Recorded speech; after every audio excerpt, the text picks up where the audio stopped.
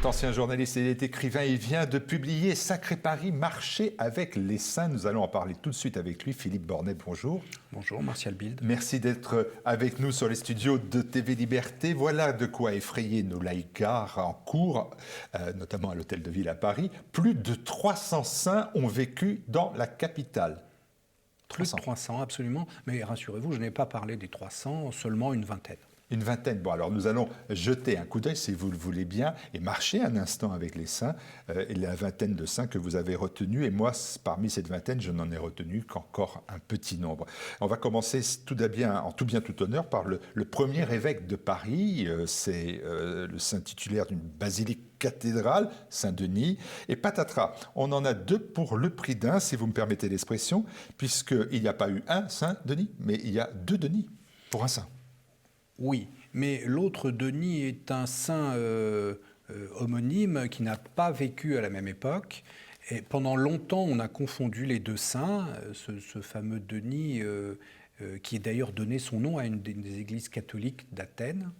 Mais en fait, ce sont deux personnages bien différents, contrairement à ce qu'on a cru très longtemps. Et donc celui dont nous allons parler rapidement, c'est l'évangélisateur des Gaules. Le collègue d'ailleurs d'un certain saint Martial qui a fait la même chose, mais dans le centre de la France, dans les alentours de Limoges. Et c'est donc un petit peu le père de l'église parisienne. Alors, avec des illustrations, on va parler un instant de Sophie de Jouffroy qui illustre merveilleusement cet ouvrage. Oui. Et qui nous permet de découvrir quelque chose d'important, c'est l'image ou la légende de Saint-Denis qui m'intriguait quand j'étais enfant, puisque quand il est représenté avec sa tête sous le bras. Oui. Surprenant pour un saint. Qu'est-ce qui lui est arrivé, dites-moi? Eh bien, on lui a tranché la tête, tout simplement, et il a continué à marcher jusqu'au moment où il est tombé. Et c'est à cet endroit-là qu'on a construit la fameuse basilique, aujourd'hui cathédrale de Saint-Denis. Alors, d'autres saints figurent généralement avec la tête sous le bras, mais dans ces cas-là, ça n'a pas la même signification que pour Saint-Denis. Pour Saint-Denis, pour les catholiques, c'est un miracle. En revanche, pour d'autres saints, cela signifie tout simplement qu'on lui a tranché la tête lors de son martyre. Où est-ce qu'on lui a tranché la tête? Au nord de Paris. Et donc, entre cet endroit où il est tombé, qui forme une des étapes du pèlerinage classique à Saint-Denis, eh bien, et la cathédrale elle-même, donc il y a quelques kilomètres. Alors bien évidemment, le lieu emblématique pour évoquer Saint-Denis, c'est sa basilique, la basilique cathédrale de Saint-Denis, une basilique assiégée, mais qui est encore vaillante. Qui tient toujours debout, oui. On parle même de construire, de reconstruire ou de donner une toiture à la deuxième flèche de Saint-Denis. On retrouve Saint-Denis ailleurs qu'à la basilique Saint-Denis? Alors, il a un trajet sud-nord, Saint-Denis. D'ailleurs, c'est normal puisqu'il vient d'Italie, en quelque sorte. Et donc, en fait, le premier endroit où on peut vénérer le souvenir de Saint-Denis, c'est le boulevard Montparnasse, où se trouve une église, certes très moderne, qui se trouve sur un lieu très ancien. Et donc, c'est la première étape, là où il a commencé à prêcher. Et puis... on s'élève vers le nord, on traverse tout Paris, on passe à Saint-Étienne-des-Grès, à Saint-Benoît-le-Bétourné, à Saint-Denis-du-Pas, dans l'île de la Cité, là où il a été torturé, etc. On remonte encore vers Montmartre, là où se trouve le martyrium, et pour terminer donc à la basilique de Saint-Denis. On va passer de Saint-Denis à une sainte dont on fête en grande pompe le 1600e anniversaire de la naissance. C'est Sainte Geneviève, la présence de la sainte est repérable en Seine-Saint-Denis, à Saint-Denis, dans les Hauts-de-Seine, à Nanterre, oui. Évidemment, mais aussi et surtout, dites-vous, à Paris. À Paris, et là elle est centrée quasiment sur le 5e arrondissement. Je pense que tout le monde a vu la statue de la sainte sur le quai de la Tournelle, qui est l'œuvre de Paul Landowski. C'est une œuvre très moderne, très effilée. C'est une œuvre très moderne, mais elle est très belle. Si vous voulez, il y a des règles un peu spéciales pour la statuaire monumentale. Elle est toujours beaucoup plus sobre dans ses lignes. Et ce fameux Paul Landowski, vous le connaissez tous, parce que c'est lui qui a fait le Christ de Rio que tout le monde connaît. Donc c'est une œuvre absolument majeure. On a beaucoup de chance de la voir à Paris. Et puis, si vous voulez trouver une autre statue de Sainte Geneviève, il faut aller, mais alors là, il faut bien s'organiser. Aux Journées du patrimoine, il faut visiter le lycée Henri IV. Et là, vous avez une statue très peu connue, où on voit Sainte Geneviève avec un cierge dans la main droite, et sur son épaule, un démon. Et le démon souffle le cierge, c'est une allusion à un fameux miracle. Le démon s'efforce de souffler le cierge, et par l'intercession de Sainte Geneviève, le cierge se rallume. Alors, Sainte Geneviève, on la présente pour ceux qui croient, et aussi pendant longtemps pour ceux qui ne croient pas, comme la protectrice de Paris, parce qu'il y a des preuves quasiment. Ah bah, il y a des preuves tout à fait historiques. Si Clovis a eu la carrière qu'il a eue, c'est parce qu'il a rencontré Sainte Geneviève.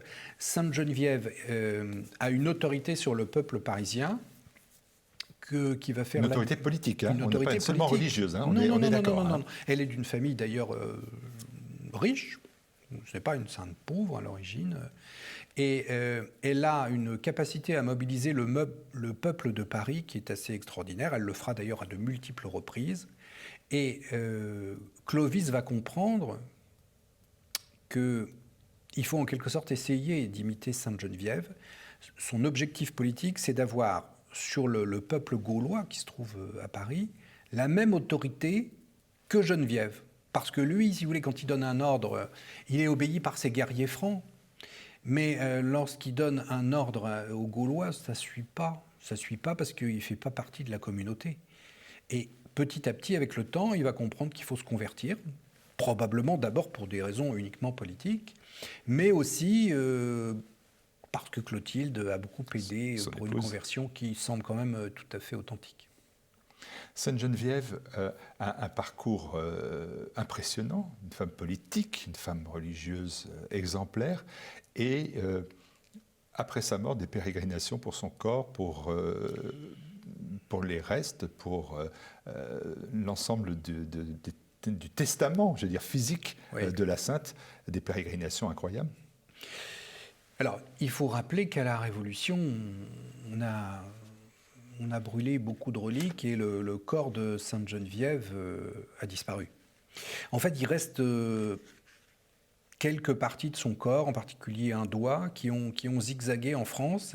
Alors, j'en donne l'itinéraire, ce serait peut-être un peu trop long de le rappeler, mais enfin, parce qu'au Moyen-Âge, en fait, on partage volontiers les reliques. Et heureusement, si vous voulez, c'est une assurance contre la perte du corps, si j'ose dire. C'est qu'on retrouve toujours une partie du corps du saint quelque part, et on peut en quelque sorte faire revenir ses restes à Paris, là où il se trouvait. À l'église Sainte-Geneviève, à Paris, sur le mont Sainte-Geneviève, à côté du lycée Henri IV, à côté de Louis le Grand, il y a des reliques de Sainte-Geneviève. Est-ce qu'il y a que les cathos qui croient qu'il y a des reliques à l'intérieur? Non, c'est vrai ou c'est authentifié? Non, c'est tout à fait authentique. Mais alors, vous voyez, vous avez appelé cette église Sainte-Geneviève. Alors, vous avez confondu les deux églises. Le Panthéon, c'est Saint-Étienne-du-Mont. C'est Saint-Étienne-du-Mont, la seule église qui est bien sûr jubé. À Saint-Étienne-du-Mont, pardon. Voilà. Non, il y a des reliques. Et d'ailleurs, ce qui est assez touchant, c'est que les orthodoxes participent très volontiers à la vénération de ces reliques, puisque Sainte Geneviève fait partie de ces saints qui nous sont communs, puisque c'est une sainte ancienne, antérieure au grand schisme qui nous a séparés de nos frères orthodoxes. On va passer d'une femme à une autre. Oui, il y a beaucoup de femmes, vous avez remarqué, dans la diversité des sexes n'est pas respectée. Il y a une majorité de femmes. Non, pour l'instant seulement. Mais j'ai trouvé qu'il était assez intéressant de faire ce rapprochement de ces deux saintes exemplaires, de ces deux saintes femmes politiques, ces deux saintes qui vont transformer l'histoire de notre ville ou de notre ville de Paris ou de notre pays. Et bien évidemment, si on parle d'une sainte héroïne de la nation, on évoque bien évidemment Jeanne d'Arc. Et grâce à vous, on apprend que Jeanne a sauvé la France par 2 fois. Alors je dois dire que j'avais bien vu 1429, la bataille de Patay et tout ce qui s'ensuit. J'avais omis le second moment. Le second moment, il est plus récent finalement. Oui, c'est la Première Guerre mondiale. Donc nous sommes au début de la guerre, c'est le fameux épisode des taxis de la Marne. Et donc il semblerait qu'il y ait eu une intervention providentielle pour éviter que les troupes allemandes ne s'emparent de Paris. Le bluff de l'état-major allemand va échouer et on le doit en partie à Jeanne d'Arc. Et d'ailleurs, il y a là-dessus toute une histoire à raconter, c'est-à-dire que l'archevêque monte en chaire et il promet, officiellement, c'est repris par le Figaro de l'époque, que si jamais les Français ont la victoire, eh bien, on va bâtir une basilique à Sainte-Jeanne d'Arc, basilique qui d'ailleurs sera construite métro Marx d'Ormois, dans le nord de Paris, dans le 18e. Vous avez, à côté de la vieille église, une basilique beaucoup plus récente, une basilique qu'on oublie toujours. Il y a plusieurs basiliques à Paris, plusieurs basiliques mineures, et la 5e, c'est la basilique Sainte-Jeanne d'Arc. Les traces de la présence de Jeanne d'Arc à Paris sont nombreuses, premièrement parce qu'elle a traversé Paris. Oui, elle est venue c'est physiquement l'inverse à de Paris. Saint-Denis, là c'est nord-sud, puisque Jeanne veut attaquer la ville par le nord. Et donc, elle arrive par la porte de la chapelle, globalement, c'est cela? En gros, c'est ça. Voilà, elle descend vers le sud. Vous serez surprise maintenant. Oui. Et elle va échouer, en fait. Parce qu'elle a eu, on lui a reproché, elle a eu la mauvaise idée de lancer l'assaut le jour d'une fête mariale. Et c'est là où elle va avoir sa 3e et dernière blessure. Donc elle va échouer et elle va faire sa retraite toujours vers le nord de Paris. Donc ce trajet nord-sud, on peut le reconnaître encore. Il va presque jusqu'au centre de Paris, jusqu'au Faubourg. Et donc je l'ai repris dans ce livre qui permet de suivre ce parcours historique finalement. Alors on apprend aussi, si des fois on ne le sait pas, mais on s'est un peu focalisé sur une statue de Jeanne d'Arc, celle de la place des Pyramides, parce qu'une formation politique, le Front National pour ne pas le nommer, a popularisé la présence de cette statue au pied du Louvre. Mais en fait, il y a 5 autres statues de Jeanne d'Arc, 6 au total. Dans une place Saint-Augustin. Un petit mot sur Sainte-Jeanne d'Arc, il faut quand même rappeler que Barrès a quand même joué un rôle plus important que le Front National dans la vénération de cette sainte. Et je rappelle aussi... Parce que c'était son rôle, rappelez-le, tout simplement. Parce que... Alors, Barrès a obtenu du Parlement français que le 2e dimanche de mai devienne une fête officielle de la France pour vénérer la Sainte de la Patrie, qui était canonisée à peine après cette décision, ou en même temps.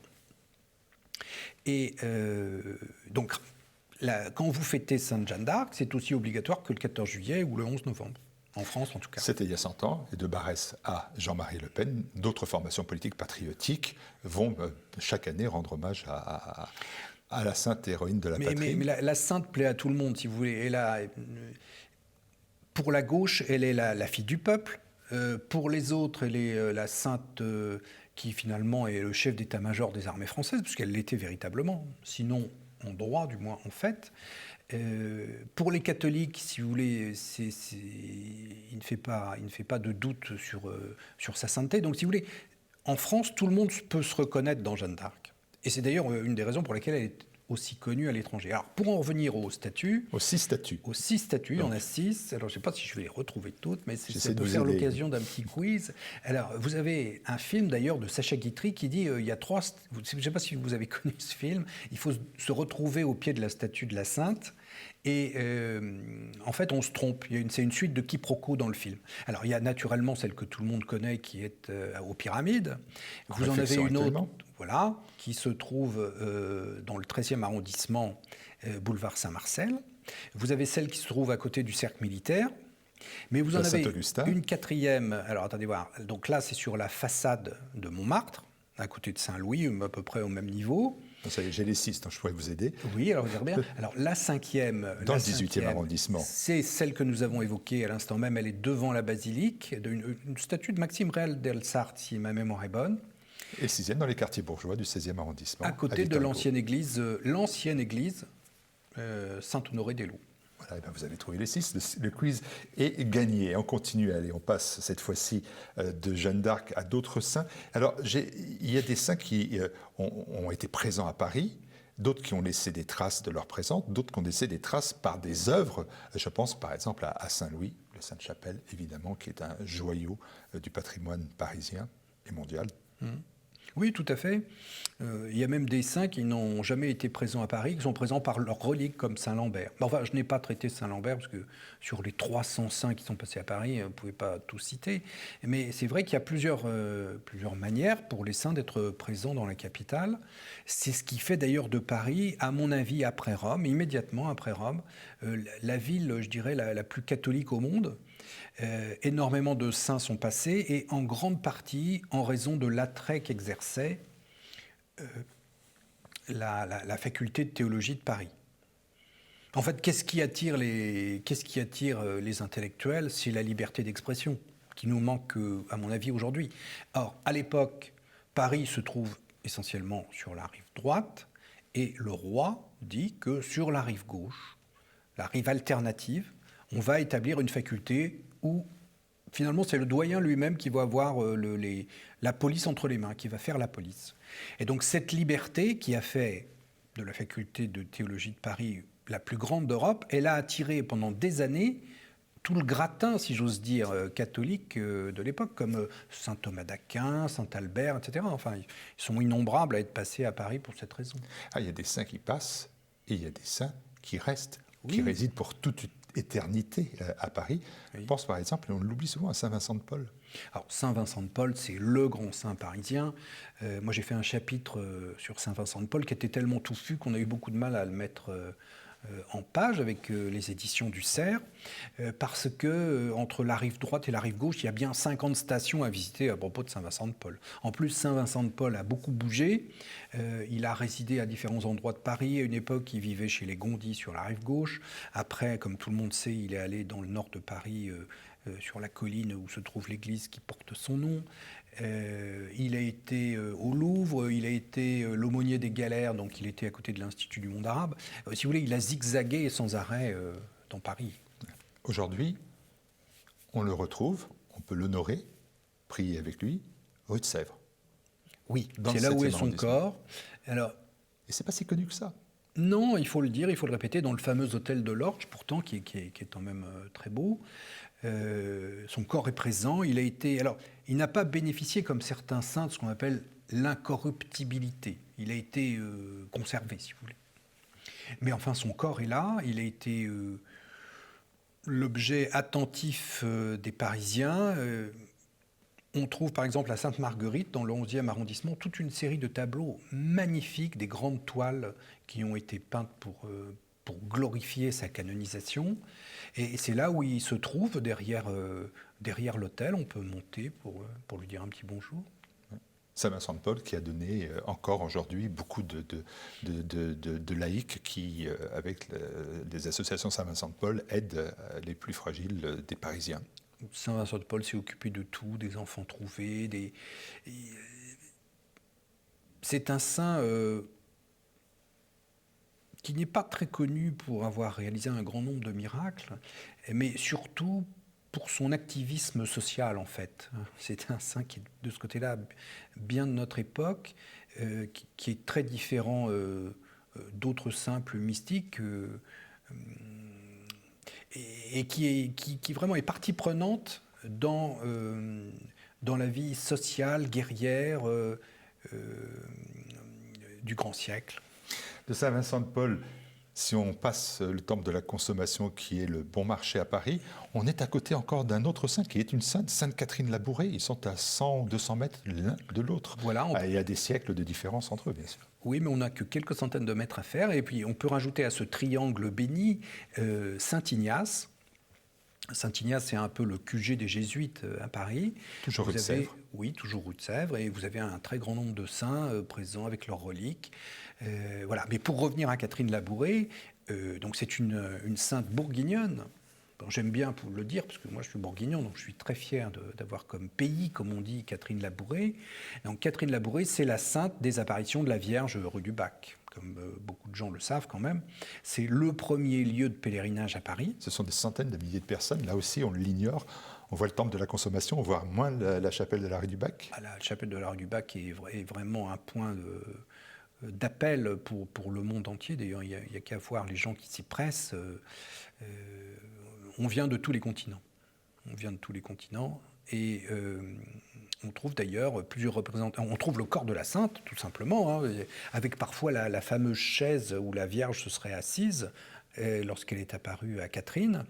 Et puis à côté, il y a un jardin merveilleux qui s'appelle Catherine Labouré, qui est une bénédiction pour les jeunes enfants et un poumon pour les Parisiens. Allez, dernier saint que j'ai relevé, faute de temps, sinon j'aurais relevé les 30 saints qui sont évoqués, les 20, même un peu plus qui sont évoqués. Dernier saint dont les traces sont parisiennes et qui semblait peut-être plus improbable. Ça ne m'aurait pas sauté aux yeux, si vous voulez, parce que je le savais alsacien, je le savais très Plutôt présent lorrain en Afrique. Lorrain, vous avez raison. Charles de Foucault. Oui. C'est parce qu'il est né à Strasbourg, je crois. C'est pour ça que je donnais alsacien, mais c'est vrai que c'est plutôt lorrain. Charles de Foucault, l'Africain, oui. Ça c'est parfaitement clair dans l'esprit de ceux qui connaissent ce saint. Parisien ? Oui, parisien parce qu'il a sa cousine à Paris, qui se trouve dans les... Et puis il y a sa conversion à Saint-Augustin aussi dans le 8e, c'est quand même un grand moment dans la vie de Charles de Foucault. Vous savez, quand il est à Saumur, vous savez comment on l'appelle ses camarades, soit le gros, soit le cochon. Donc ce gros cochon païen, si vous voulez, ça va devenir le père de Foucault au trait émacié. Et fin, parce que la représentation, les portraits qu'on a, ne font pas gros cochon. Non, il avait beaucoup maigri, à force de privation, mais il avait quand même une certaine attirance pour les femmes et aussi un sérieux coup de fourchette. Voilà. Avant de devenir saint et avant de devenir... Bien sûr, avant de devenir le saint et le martyr, bien évidemment, puisque ça sera, lui, un saint et martyr. Dans le panthéon des saints du monde et de notre pays, Paris qui a fait aussi partie des villes visitées par des saints récents.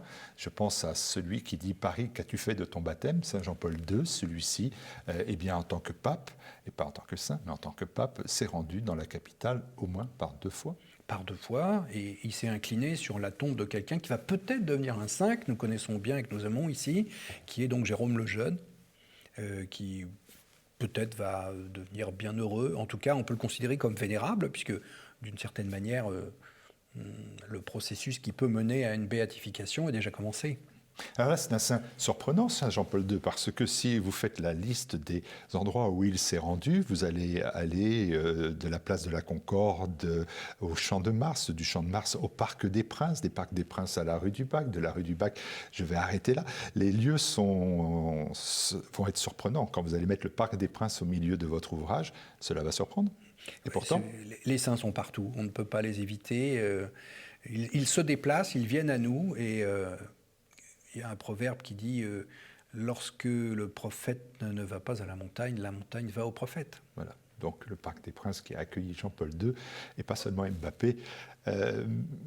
Quelles sont finalement les traces en dehors des traces? Est-ce que, et très sérieusement, et c'est ma dernière question, les Parisiens sont encore soucieux de cette présence-là? Est-ce qu'elle a encore du sens ou est-ce que ça fait partie du passé? Non. Les Parisiens sont très attachés à leurs saints, mais ces saints sont tellement ubiquitaires que si on n'a pas un petit guide comme le mien pour expliquer aux gens où se trouvent les souvenirs, parce que parfois c'est simplement une plaque sur un immeuble, ça peut être, pour Jeanne d'Arc par exemple, il y a certains endroits que j'ai définis dans mon livre, c'est tel numéro dans telle rue de Paris, si vous voulez. Alors, si vous n'avez pas en tête le schéma historique, vous ne pouvez pas savoir. Vous voyez ? Moi, par exemple, lorsque je passe boulevard Saint-Germain, je vois la cathédrale ukrainienne qui se trouve au croisement avec... Là où se trouve, si vous voulez, la faculté de médecine de Paris. Et je sais que dans le petit square qui se trouve là, il y a un saint qui s'appelle le vénérable Claude Bernard qui est enterré là parmi les fleurs. Mais si personne ne vous l'a dit, si personne ne vous a expliqué qui est Claude Bernard, eh bien, vous ne pouvez pas vous en ressouvenir chaque fois que vous passez. Et donc, j'ai essayé de combler ce manque et d'indiquer très précisément aux Parisiens là où ils pouvaient, lors de leur promenade, entre 2 rendez-vous, avoir un rendez-vous avec une transcendance. Écoutez, voilà, les Parisiens ne peuvent pas aller actuellement au-delà de 100 km, mais qu'ils n'aillent pas au-delà de 100 mètres ou de 1 km et qu'ils aillent parcourir la ville de Paris qui a un autre regard, qui a une autre forme de passé historique en le guidant et en le puisant auprès des saints qui ont marché dans la capitale. C'est aux éditions du Cerf Sacré Paris. Et puis, je vous souhaite une bonne fête de l'Ascension. Merci.